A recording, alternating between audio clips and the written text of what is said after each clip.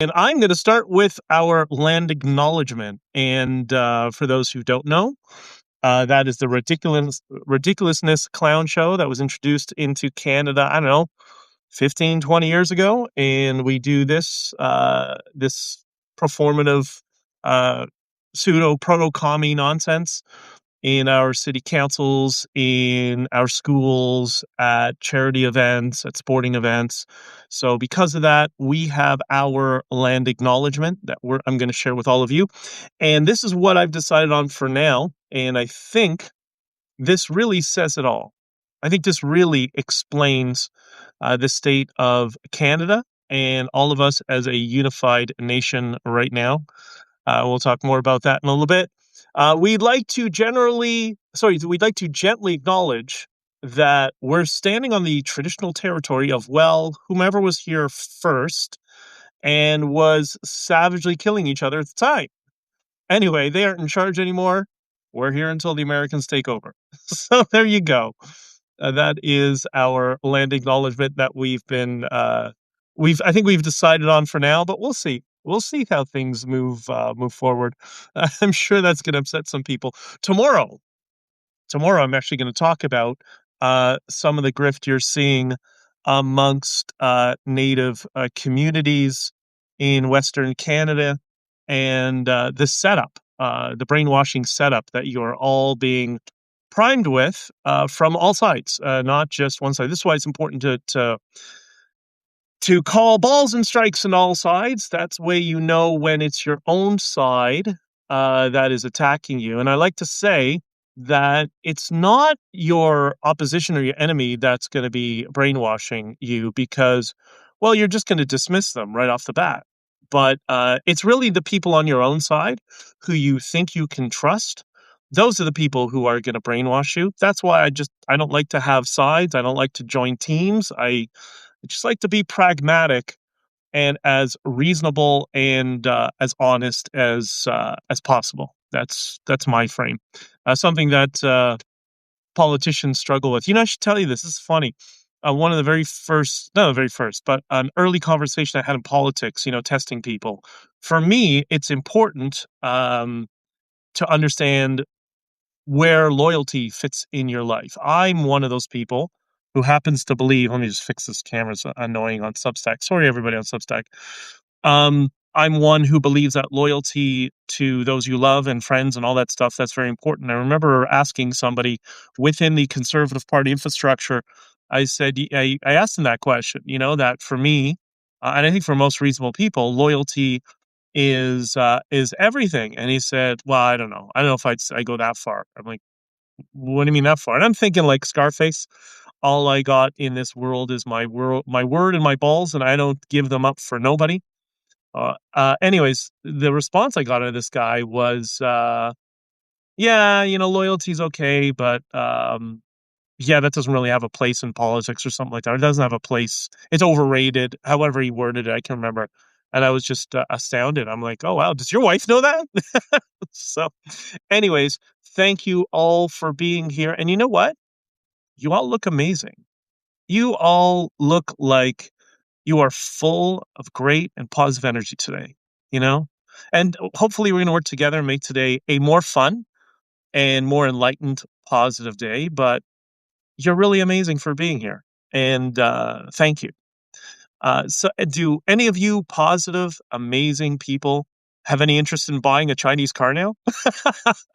I think we discussed that today. We'll discuss more of that in future episodes.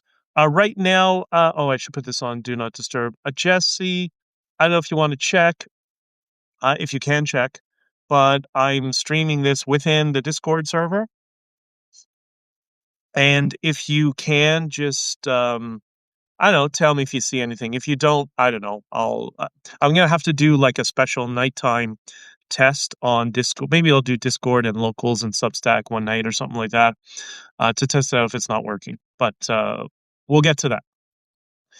So today is going to be a little bit fun. We're going to learn about how law enforcement becomes woke and delusional. It's I hope going to be enlightening for a lot of you, but it should be consistent with human behavior, and you'll understand why.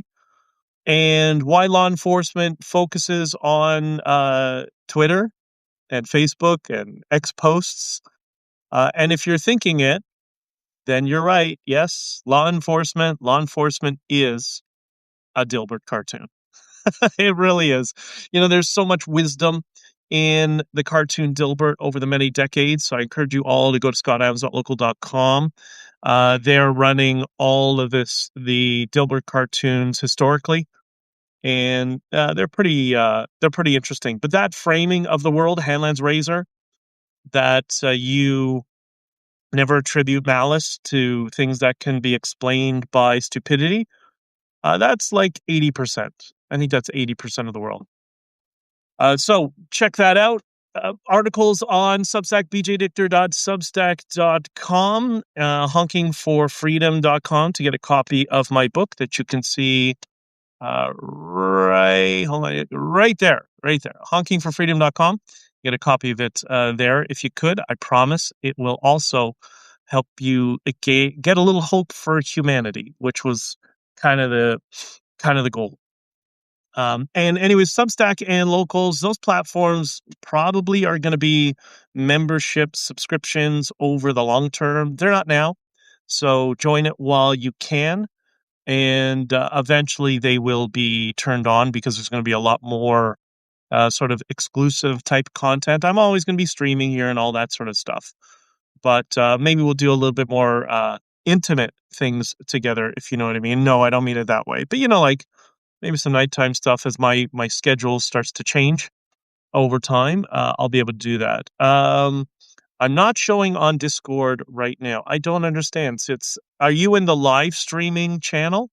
If you scroll down in Discord, all the way to the bottom, there's a channel called live streaming. If you click on that, you should see me. Let me know if that works. All right, no more tech support during the live stream. So let's start with a couple of funny and positive things. First, AI 2.0. Claudebot has been released, or whatever it's now called. It came out as Claudebot, and then for some reason it got rebranded to is it Mallbot or Mortbot? I can't remember what it was. I can't remember when I was doing my notes.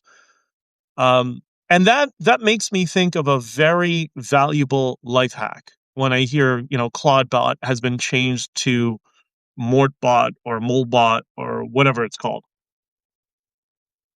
And the life hack is this.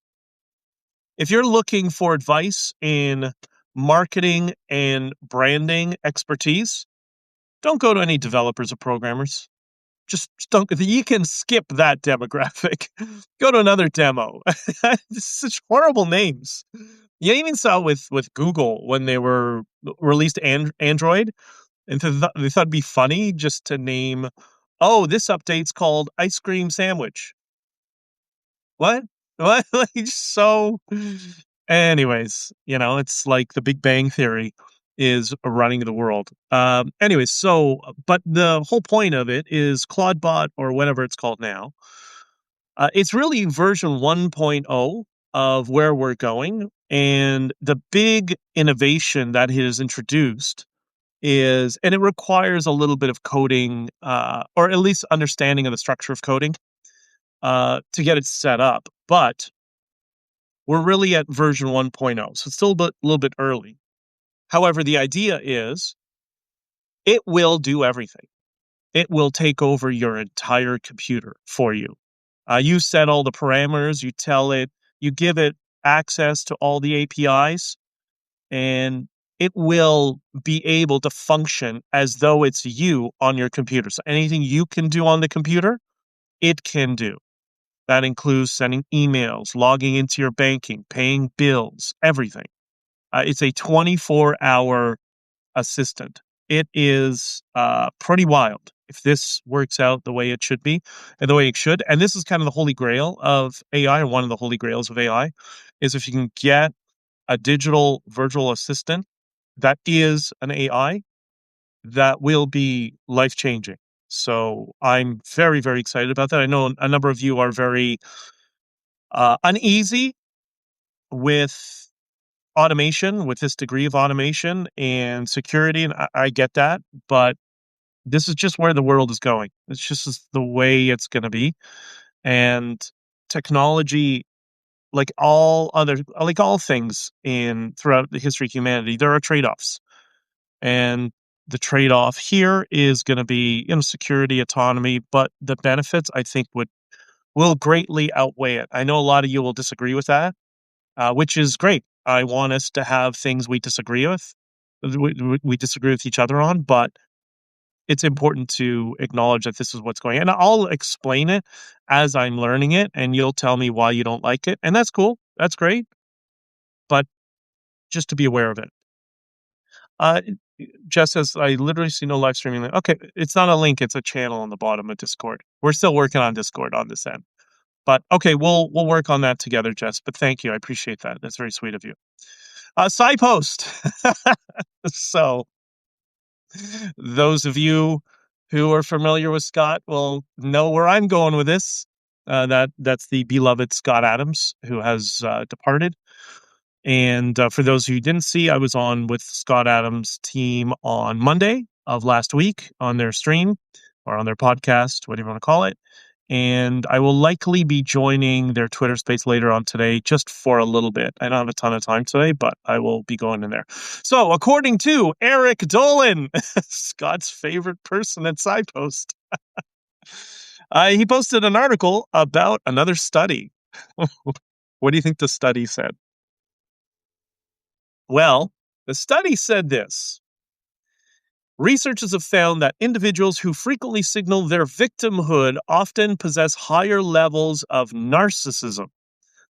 The study suggests that this, quote, victim mindset, end quote, is rooted in emotional instability and a need for recognition. Really? Really? That's what we learned. And it goes on to it goes on to say the research indicates that for some people the tendency to see oneself as a victim is less about actual trauma and more about a specific personality structure that seeks recognition and validation. Really? Really? This is the innovative discovery that they have found in their research at, I believe it was Lakehead University, if I'm not mistaken. So the idea here is people who are frequently signaling victim status are doing so out of narcissism. You know who knew that? Not just Scott Adams, but all of you knew that. Everybody knows that. What's the purpose of this study? And if you don't get the joke, go back to watch old episodes of Coffee with Scott Adams, and you'll get it. I personally think this is money laundering in academia, but I could be completely wrong.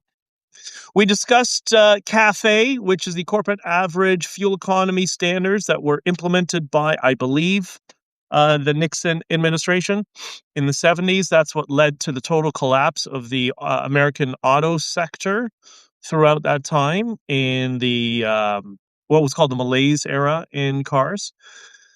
And the reason is like companies like American Motors was bought out by Chrysler because they were basically on the verge of bankruptcy again. And that's because American Motors didn't have the budget for research and development to completely retool the entire area of their business that dealt with engine engineering. They'd have to start from scratch because American Motors did a lot of buying engines from other companies, and they would have to develop, I guess, their own power plants because the other companies were scrambling, like General Motors and Ford and Chrysler.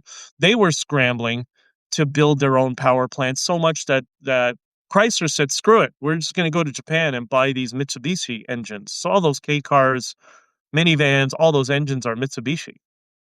Anyways, so that's what led to the total collapse. So in the vein of getting Trump getting rid of the CAFE standards, do you know what else he got rid of?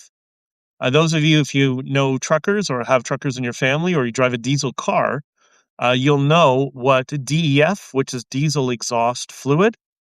That's a fluid that gets pumped in next to the gas station if you're a trucker, or if you have a diesel Volkswagen, you have to buy it every so many fill-ups. I'm not sure. but diesel exhaust fluid essentially grabs the particulates and puts it. How do I explain it? We have a DF filter, and it essentially filters out the particulates. That's why you don't get black smoke out of a diesel engine. That's why all those people in Ottawa, all those political trash that were complaining, oh, the exhaust fumes, they were full of shit because all of those trucks were DEF trucks.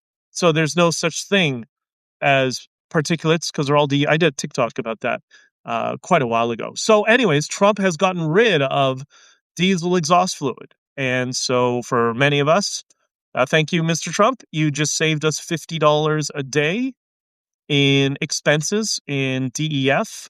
Well, not now, but if this continues and non-DEF trucks make it back into the marketplace, then that will potentially save us money. But so it's tied in closely, in my opinion. It's a cousin of CAFE standards. It might even be under the same legislation. So there you go. CAFE and DEF requirements are done. And I know there's people who watch who don't like Trump. I'm trying to talk not about his personality, but policies that the administration has implemented. And this is a pragmatic policy. And by the way, as I said, I'm not a fan of pollution. I think pollution sucks. You live enough in the third world. You see where there are not pollution controls and the negative implications of that. But perhaps we've gone a little bit far that it causes economic strife in the Western world. I'm trying to. Rocky the cockatoo is watching. Hello, Rocky. Rocky apparently is my biggest fan in the animal kingdom so far. I'm hoping there will be others, but say hello to Rocky. On Twitter X, there was an account. Clearly, it's a fake account that's run by a foreign adversary. It's called War Surf, and it had a B-roll footage of a fighter jet flying across across the sky. Okay, so it's just a video of watching a fighter jet flying across. So when I tell you that, there's no context, so you think, oh, okay, well then there's just a fighter jet, and this is what's called. This is it's a cousin of the curiosity gap, because now what a propagandist can do is just take a regular B-roll footage that you have no idea why the fighter jet is flying across the screen or across the sky, and you're open to any ideas. So what has this fake account? I think it's fake, but I could be wrong.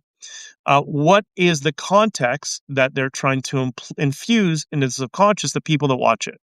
And this is what it says. It says, as tensions escalate between the US and Iran, Tehran has received Su-35 fighter jets from Russia. Is that what that video shows? I just see a plane flying across the screen. How do I know that B-roll is supportive of this claim? But that's how propaganda works. They give you a visual imagery of a plane, then your mind your subconscious is open for an idea. So now here, let me give you some context that could be completely fake. And I think in this case, it is fake. Why? I'm pretty sure Russia has their hands full with their unsuccessful invasion of the Ukraine, right? They're not sitting pretty right now. Russia is struggling. And I don't think they have just extra Su-35s lying around to send to Iran.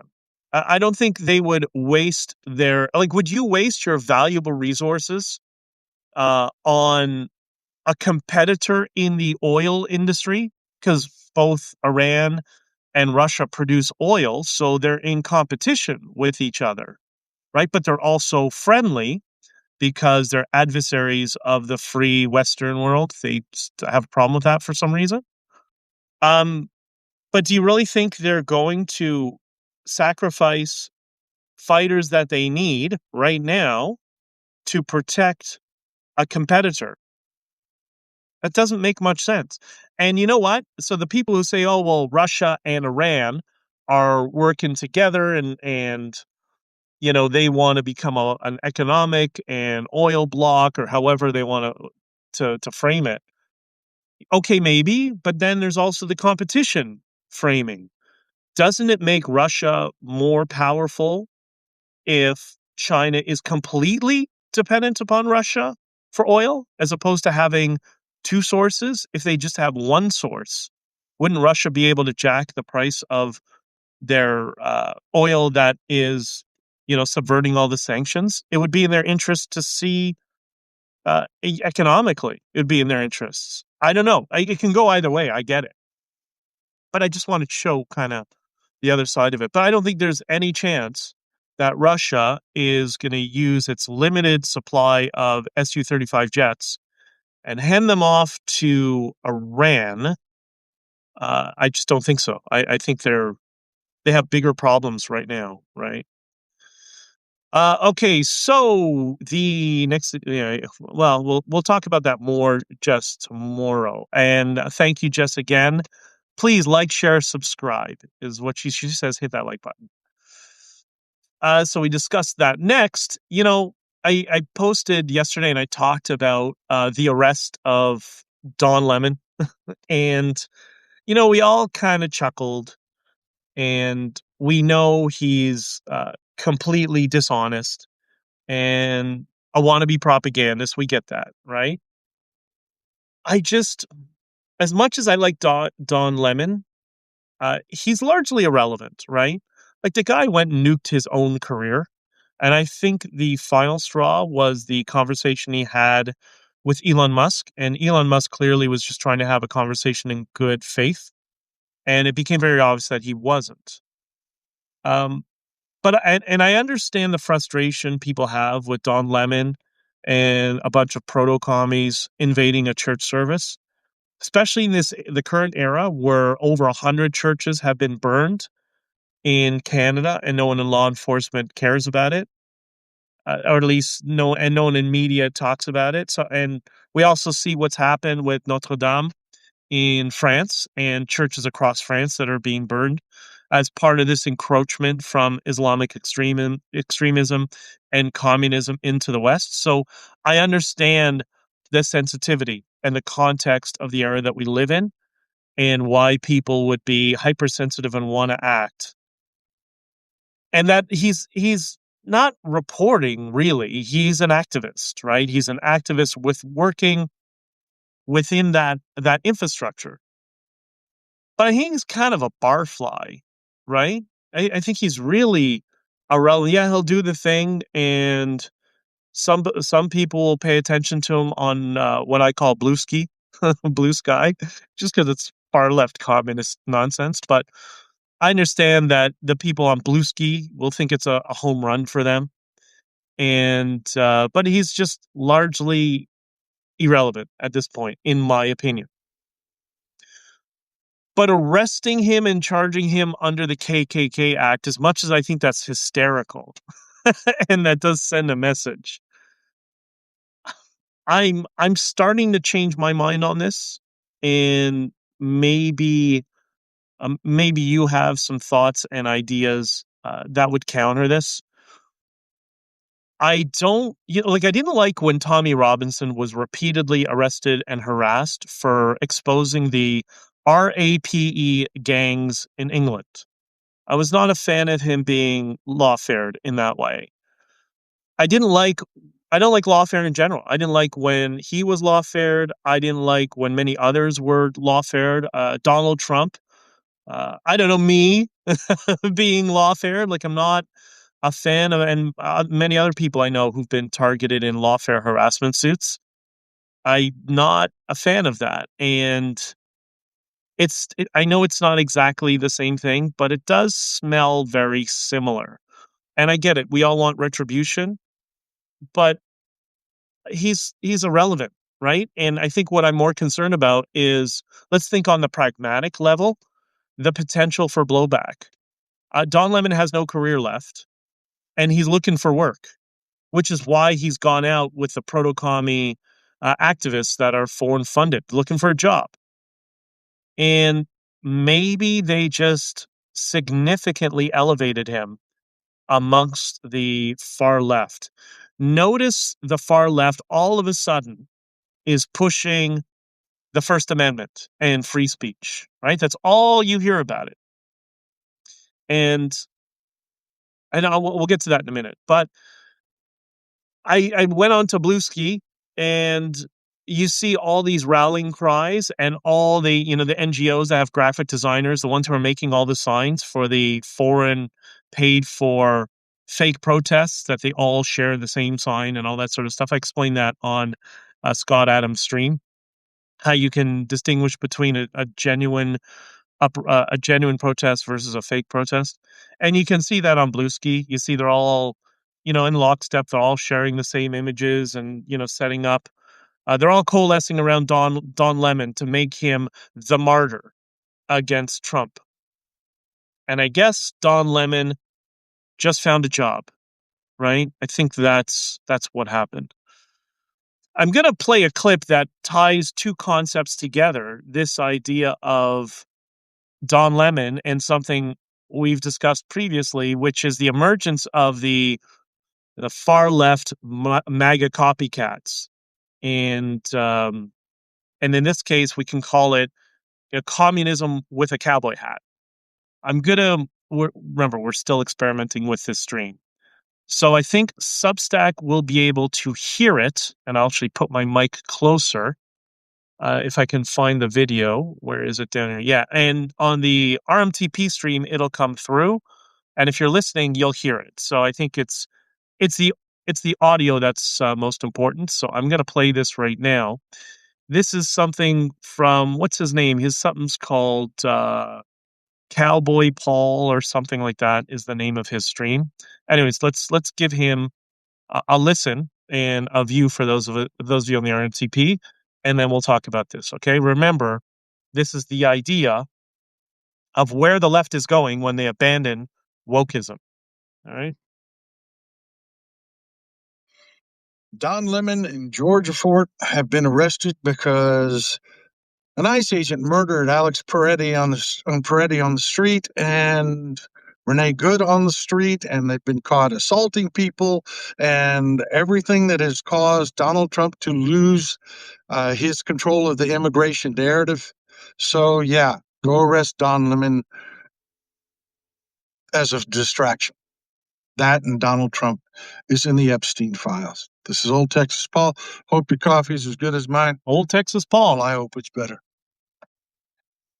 I want to tell you folks, I cannot reiterate to you enough your role that you are playing in this. You are getting this done. It is your online presence. It is your work of spreading information and not allowing them to control the narrative that has been everything so far. It is what's kept us afloat so far. You have to keep at it, folks. Don't let them bullshit their way through anything. Never accept anything. Those ballots they just took in Georgia, they lost all credibility. What the hell was the director of national intelligence doing in the back of a truck where they're just loading up boxes of ballots? What the fuck was she doing there? Maybe she was doing intelligence work. Maybe that was her file. I don't know. But so that's Old Texas Paul. And Old Texas Paul, you can see it's just so perfect. It's so, you can tell a PR team set that up. He's got the cowboy hat. He looks a little bit like a young Wilford Brimley, sitting on the patio, having a coffee, and just talking about them. He's got a logo on his shirt and stuff. That is communist propaganda. That's how good they are. And most people will not even see it. Most people will not understand what that is. That is where the left is going. And they're going to brainwash people around you, around your family. They're going to focus on rural communities. And they're going to sell collectivism under the veil of, oh, we're just a Christian like you. But, we all got to stick together here. And I liked Donald Trump in the past, but I don't like Donald Trump now. That's what they're going to do. And through repetition, that will be very persuasive for people who aren't aware that this is a propaganda strategy that's being used against them. And that is all over Bluesky. That's what you see. Bluesky is the best indicator of what, and you notice there's nothing about climate change because a cowboy is not going to be care about climate change, right? There's nothing about transgender and transgenderism and LGBT stuff. There's nothing there, right? They're pacing and leading people. They understand people in the center have moved away from the wokeism on the far left. So they're trying to meet them and then pace them over back to communism using this veil of the cowboy hat and the coffee. So it's important that people understand this is how this works. Any person who knows anything about high level marketing communications, persuasion, hypnosis, that sort of thing, you can see exactly what that is. But so I posted it on Twitter and I posted that on to the Substack notes so you can all share it with people and help alert them as to what's going on. Last thing in media, there's somebody on CNN, the Communist News Network, by the name of Anna Navarro. And I'm sure many of you who dislike CNN have heard of her. She's the overweight Latina woman. And I'm not shaming people who are overweight, just the best way to understand who she is, right? She'll stick out that way. Um, anyways, the she was on a panel on her show, the one that I don't know, the one that's frequently highlighted on X and on Twitter. There's outtakes from it because everybody's just a maniac on that show. But she's commenting on the proto-commie nurse that was shot by NICE. Remember, we're calling it NICE, the National Immigration and Citizenship Enforcement. NICE. Remember, call it that. So she's talking about that guy, Pretty, whatever his name is, who clearly was severely brainwashed and an extremist collectivist and very violent. And she's commenting on him and says, he's the perfect guy.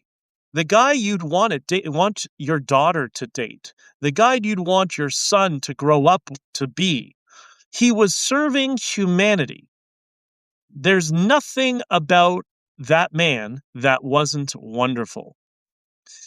So I'm sure you all know this is propaganda. Of course, we get that, and it's through repetition.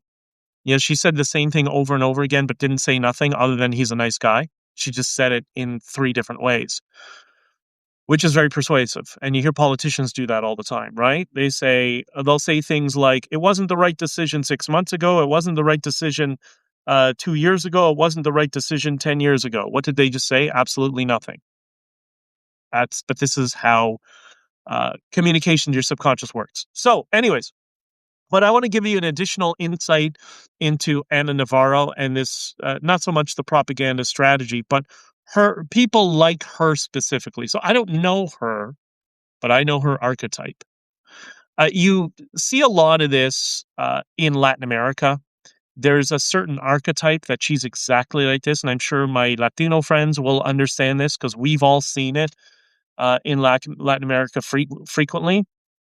And there's this certain archetype there that you don't really see. I haven't seen, I mean, we have bad people here and there all over the place. But this specific archetype, I haven't seen much of in Canada and the United States. I'm sure it exists, but it's not nearly as prevalent as it is in Latin America. And I think that's just because it's due to economics. I think that's kind of what fuels this, a big part of it, the economic strife of a lot of third world countries having dictatorships that just steal all their money, sort of thing. Anna Navarro, this is a little bit hyperbolic, but not entirely. Anna Navarro is exactly the textbook template for a sex trafficker in Latin America. And I know you're going to think, whoa, what are you talking about? Hear me out. They always look like her. Heavy set, flashy clothes, jewelry, think they're sophisticated, think they're the princess, the diva, and they're also working with the narcos to recruit homeless girls for sex trafficking. If Anna Navarro was not on CNN, that's exactly the type of person she is. And you see, when you have a lot of experience in Latin America, those of you who do, you know exactly what I'm talking. I'm not talking about traveling. I'm talking about living there, getting to know people, and understanding the different subcultures. Uh, it's very common. It's common enough. You can when you're there enough, you can see it. And there's even a character like this usually featured in the novelas. Novelas are the soap operas in Latin America. There's always this sort of character, and people don't realize the role women play in organized crime and sex trafficking. Usually, men are trafficked and recruited. They'll recruit other men for labor trafficking, which is a big part of human trafficking. But the women are almost always recruited by other women to be sex traffickers. And it's exactly this archetype that is Ana Navarro that are the sex traffickers. They look exactly like her, they behave like her, they have the same philosophical worldview. Now, I'm not saying Ana Navarro's a sex trafficker. That's not what I'm saying. She might be a very nice person, but her archetype is exactly what all the sex traffickers are like. So, just a little word of warning about watching people like her. I want to get a little bit into. Oh, I go back to live chat. Sorry, you guys are on the other window, and so let's go on to law enforcement. I wanted to talk about this a little bit yesterday, but ran out of time. This idea of how law enforcement has been, in some ways, in certain jurisdictions, not all of them, obviously, has been collapsing on the West or targeted, one might say. And we often project motive onto people in law enforcement, and we look at them as a collective, like the police, like every individual police officer feels the same. And we all know that's not true. We're not going to use the communist framing of the world. I mean, we saw that during Ottawa. Like, I know all those cops were on our side. We all know that. That's why they couldn't get cops to show up in Ottawa, right? And they had to go to recruits. First day on the job. Here you go, kids. So, anyways, law enforcement, it really is, and this is my framing. It's the administration of law enforcement. It really is a Dilbert cartoon, and I think I mentioned this yesterday. That Dilbert was a cartoon that really articulated well Hanlon's razor. Never attribute malice to those things that could be explained by stupidity. These law enforcement agencies, they are bureaucracies onto themselves. Many times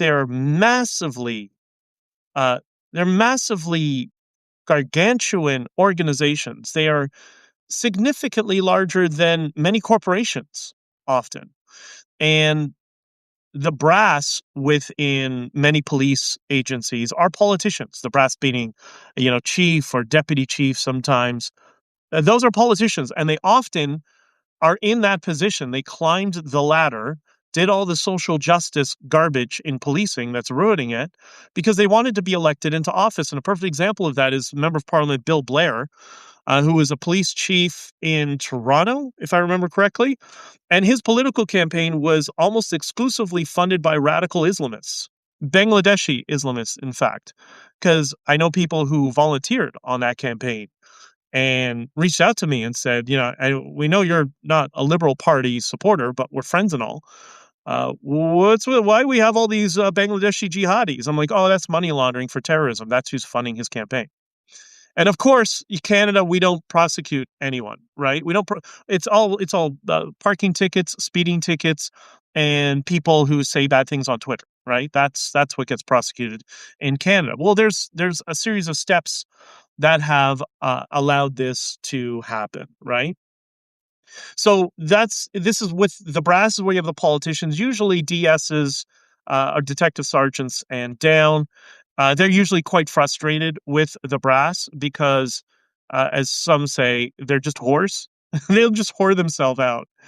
And there's so many internal politics in this vast bureaucracy, which is what, Dilbert often tried to address: stupidity and bureaucracy. And that's often why things don't get done. Now, add the fact that we have terrorist sympathizers in our police forces and on our police services boards across the country. Um, and they're very collectivist. This is why law enforcement seems to be schizophrenic sometimes. It's not you. You're not crazy. It's not when you think law enforcement is one minute they're great, another minute it's the Stasi that's showing up because you said something on the internet and it looks schizophrenic. It is, and this is the Dilbert filter, how it works on it. And I'll use this as an example outside of law enforcement. It's like the TV show Star Trek Voyager, and you don't have to have seen Voyager to understand this example that I'm going to give you. But Star Trek Voyager was unique. So Kate Milgrew said this in an interview. She played the character Captain Janeway, and was be she didn't know how to portray the part. And listen, I'm not big on acting, but I can sympathize with this framing, what she explained. So there were two camps amongst the writers of Star Trek Voyager, apparently, and they they were writing for a different Catherine Janeway. One one group thought she should be a strong female leader. She should be a strong feminist female leader.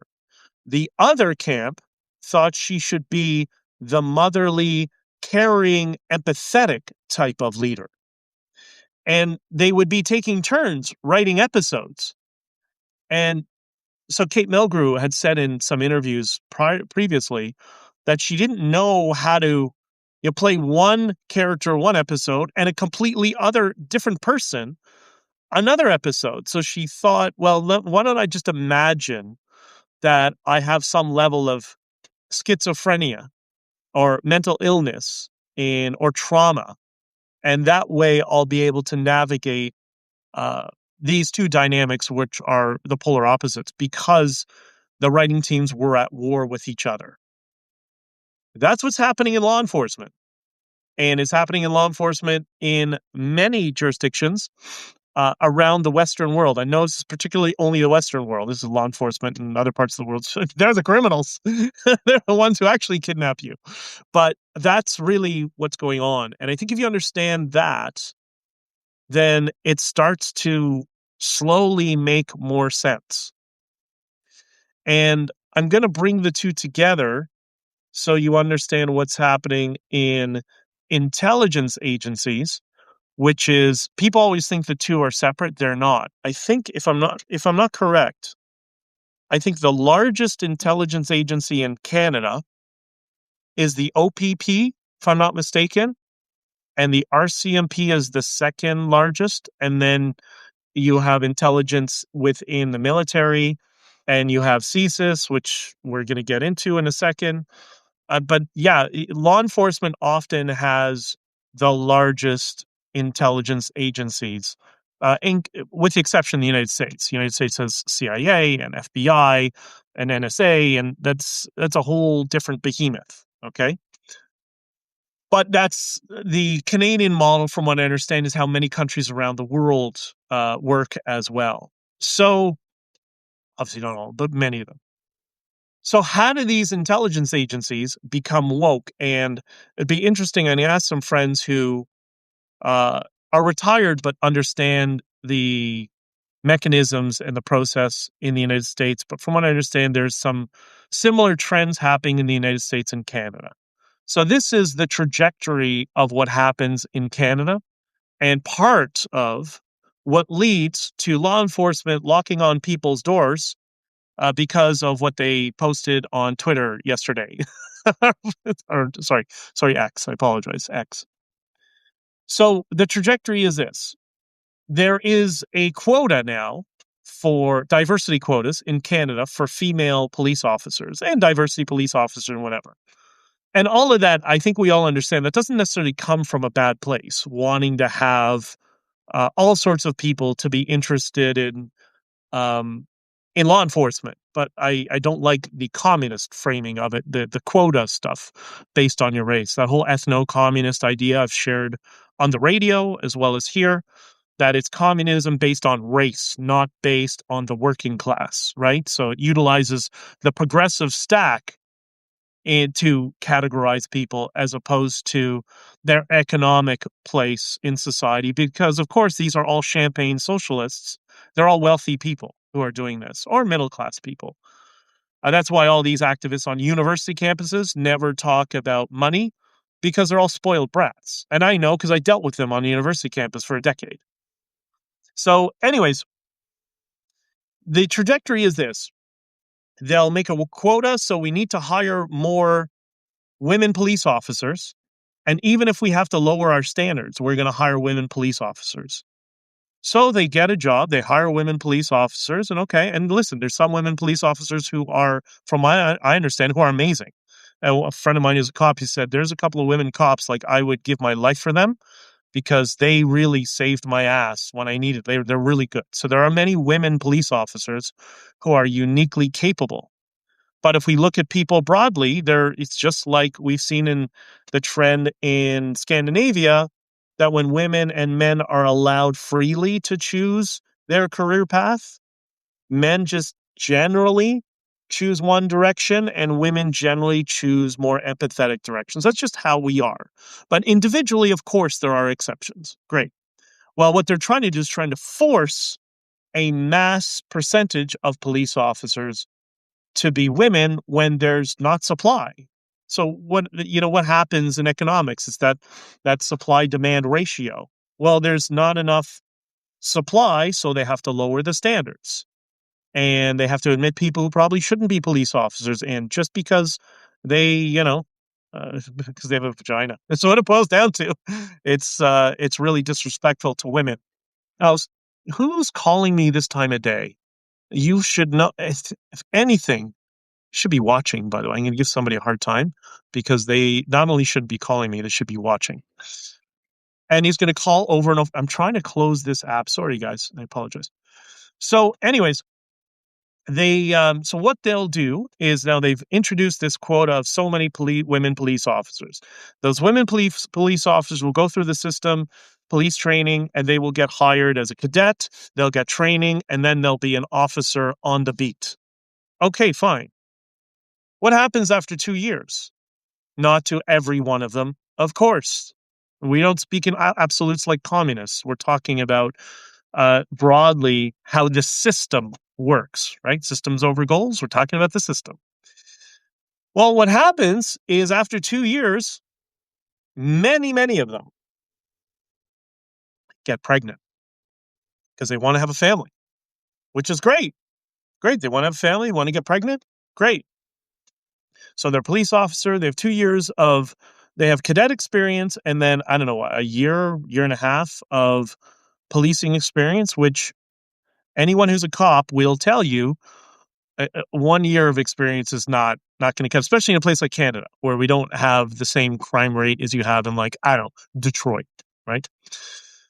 So you get pregnant and then you're going to go on maternity leave, and you're going to, when you come back from your maternity leave, when you're going to get placed in the bureau because you don't want to go on the beat, right? You just had a kid. You haven't, you know what? My skills are better used behind a desk and in the intelligence apparatus. So they're sent to a bureau position, and then before they need to go back to go in a squad car again because their term in bureau is finished, because this happens in policing. You're doing many different positions over time, over the time of your career. You'll be in, the good ones will get to homicide, you're in robbery or fraud or whatever, okay? And so your time in the bureau is going to end. What happens? You get pregnant again. Okay. So you're going to have your second kid. Okay, great.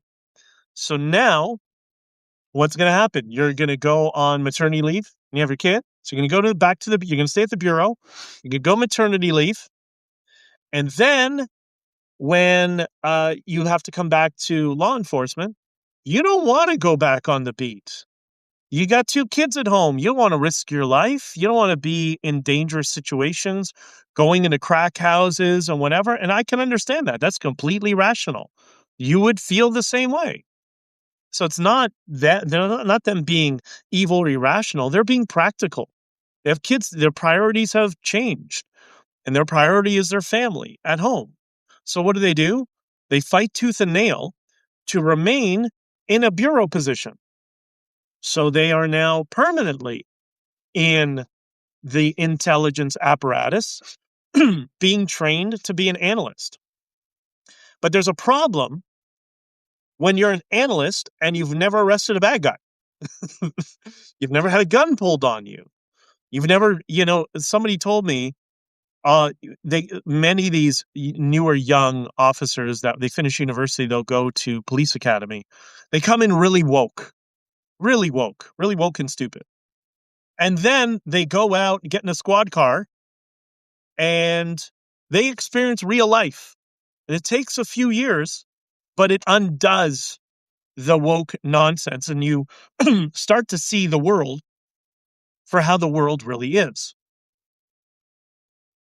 But these officers who have decided they wanted to prioritize their family, they wanted to get pregnant and then pregnant again and permanently in bureau positions, have never dealt with a criminal, organized crime, had their life at risk on the street. They're now permanently in the bureau, and then what do? These are the nerds, right? These are the nerds in policing who have not uh, been in the fights and beaten and all that sort of stuff, because being a police officer is very difficult.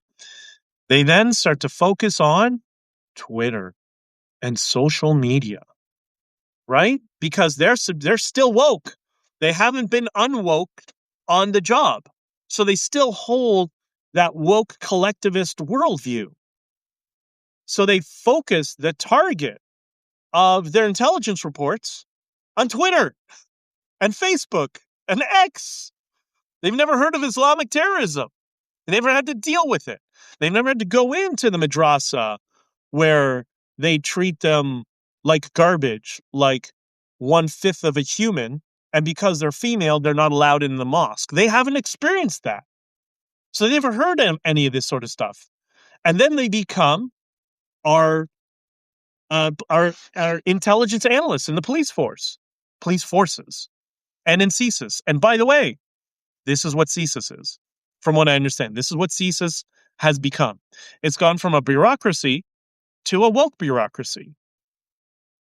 And now that there are many police forces, because of the race obsessed DEI left wing KKK people, where everything is about race, well, we now have a 30% requirement that all police hirees in certain police forces now need to be women. So this problem is going to get much, much worse.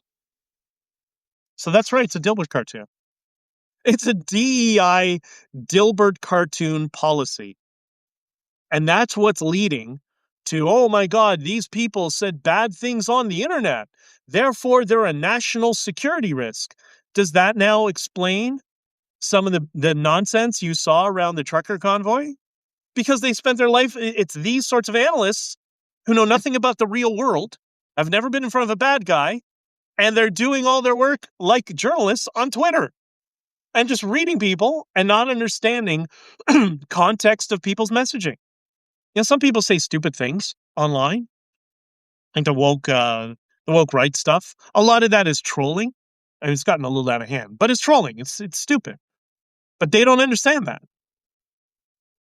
So there you go. This is how law enforcement and intelligence agencies are becoming woke. It's just by systematic stupidity and the incentives within the system. And it comes down to DEI policies. That's what's killing it here. So, in closing, I don't know, how do you close that off? Like that's pretty wild what's going on right now. And look, a lot of this is speculation. There are people within law enforcement who have retired from law enforcement who've explained this to myself and others as well.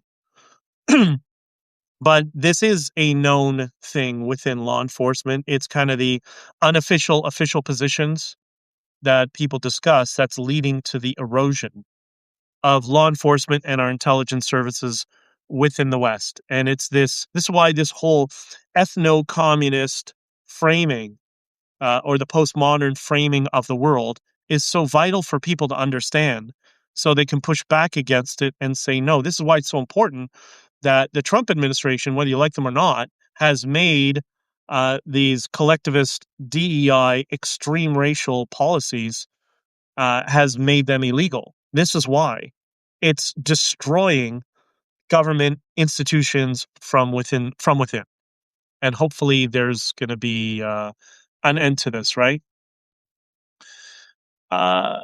Then there's a difference between stupid and not caring about consequences. Yes, I agree. I agree. But listen, and it's not, and we got to get away from, I think, collectivizing things, people in general, groups of people, including police officers. There's good and bad everywhere, and there's a lot of people who sacrifice themselves in like let's take police officers away for a second. Let's say firefighters, right? It's a good example. I mean, the whole purpose of their job is to save people's lives, and you don't want to collectivize any group, any profession, any individual. And I'm not collectivizing women, but the women officers who go through and after 2 years they get pregnant because they want to have a family, and then they don't want to go out on the street with a gun and risk their lives. That's completely practical. Like, I'm completely sympathetic to that. I understand that. Unfortunately, it's the necessary evil to do that job. That's just the way it is. You may not like it, but that's the way it is. So I hope that helps. And there's so much more I can talk about this topic and related topics, but there's a lot of stuff I can't share. But that's generally how things are, and that's something to keep out for. There is positivity on the horizon, as you know, always. And today, I woke up, I'm doing my notes, I'm looking around, I'm looking outside. The sun is out. Finally, we have some sunshine where I am. Today, we just had another amazing stream, didn't we? Right, Jess and Beth? And I'm optimistic about this brighter future. And I think in order to help usher in this brighter future in this golden age, the people around us who we care about, our friends and family, they need to understand about the changing and shifting nature of far left extremism and what they're planning to do, right? Old Texas Paul, the communist with a cowboy hat, who's completely contrived and created by a PR agency. People need to understand that's the next step. They're going to abandon woke, and they're going to try to pace and lead you. They're going to try to mirror people from rural communities because they think that is the gateway to populism, and try to brainwash them and turn them into collectivists, right? And they're going to try to make it seem real practical. And this is an example. Scott talked about this phenomenon on his podcast, and I tried it too. This is the gears behind the machine. This is how it all works. We're going to talk a lot about that tomorrow. And tomorrow might upset some people, but it's important. It'll be fun. Listen, it's always fun when you upset the wrong people, right? But anyways, it's still freezing out. It is, but right now we're at February already. You know what that means? The days are getting longer. We're headed closer to warm weather. What do you have? Where I live, another month, 6 weeks of really cold weather. Then you're going to have a little bit of mild weather. There's always one small snowfall in April, and then we're done. And then we're done with winter for 2026.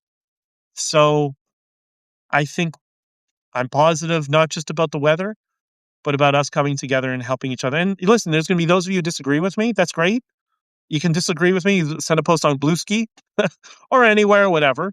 You don't have to agree with me all the time. I'm just showing, in this particular case today, what's actually going on behind the scenes. And I think it's important that people understand this is where we're going. Because if people know now before the other side gets momentum, the collectivist side, the foreign funded side gets momentum, then they're going to have to abandon that strategy and go to something else, right? It's like playing whack-a-mole with extremism in society. So I love you all. Please be kind to each other, even when you disagree with each other. And let's talk things out. I'm going to be going on Owen Gregorian's space shortly, just for a little bit, if you want to join. And we'll talk to you tomorrow. And tomorrow's going to be it's going to be a lot of politics and how the politics on your side, on our side, screws us. Because we've talked a little bit about how the collectivist far left screws us. Tomorrow, we're going to talk about how our side screws us for the same reason. So they know they'll have to abandon these strategies ultimately, and our freedom depends on it. Love you in Discord. Be safe, you all. Yes, we do have a Discord. I think if you go to Discord, you type "honking for freedom," you should find it. We're just about to retool it all and figure out what we're doing with it. So you'll have Discord, locals, and Substack are going to be they're probably going to be the primary places, just for sharing information and putting stuff. And obviously, Twitter's still there because Twitter's ubiquitous. Everybody uses it. But I think that's going to be where the focus is going to be over the long term. But that will take time. Anyways, I got to run, and because I got a day ahead of me. I love you all, and I'll speak to you soon, and be kind to each other. God bless.